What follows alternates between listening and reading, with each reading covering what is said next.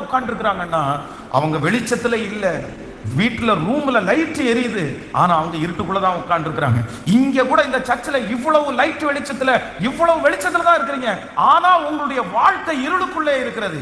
நீங்க ஒரு இருட்டுக்குள்ள இருக்கிறீங்க.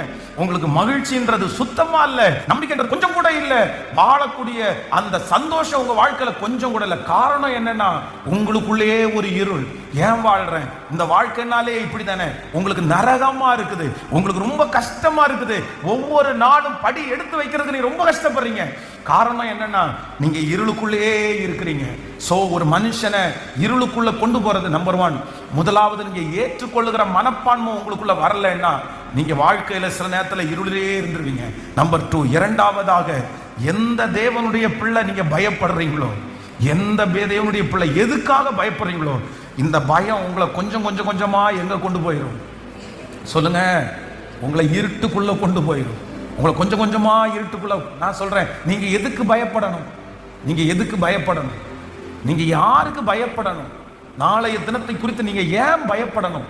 இதுவரையிலும் நடத்தினார் அல்லவா, இதுவரையிலும் நடத்தினார் அல்லவா, இதுவரையிலும் சுமந்தார் அல்லவா, இதுவரையிலும் வியாதியிலிருந்து தூக்கினார் அல்லவா. நிச்சயமாய் உங்களுக்கு ஒரு எதிர்காலம் உண்டு. நிச்சயமாய் சூழ்நிலைகள் மாறும். நிச்சயமாய் உங்கள் வெறுமையான படகுலே இயேசு ஏறுவார். நிச்சயமாய் உங்க படகு நிரம்பி வழிகிற படகாய் மாறும். பயப்படாத, பயப்படாதீங்க, பயப்படாதீங்க, பயப்பட வேண்டாம், பயம் வேண்டாம். தைரியமாய் நிற்போம், தைரியமாய் எதிர்கொள்ளுவோம், தைரியமாய் கடந்து போவோம். கர்த்தர் உங்களோடும் என்னோடும் கூட இருக்கிறார். கர்த்தர் உங்களோடு என்னோடும் இருக்கிறார். நம்முடைய ஜெபத்திற்கு மிஞ்சி ஒன்றும் இல்லை, நம்முடைய முழங்காலுக்கு மிஞ்சி ஒன்றும் இல்லை. நீங்க அழுதா ஆண்டவர் கேட்டுட்டு சும்மா இருக்க மாட்டார். நீங்க முழங்கால் படியிட்டா ஆண்டவர் நிச்சயமா உங்களுடைய ஜெபத்திற்கு பதில் கொடுக்காம இருக்க மாட்டார்.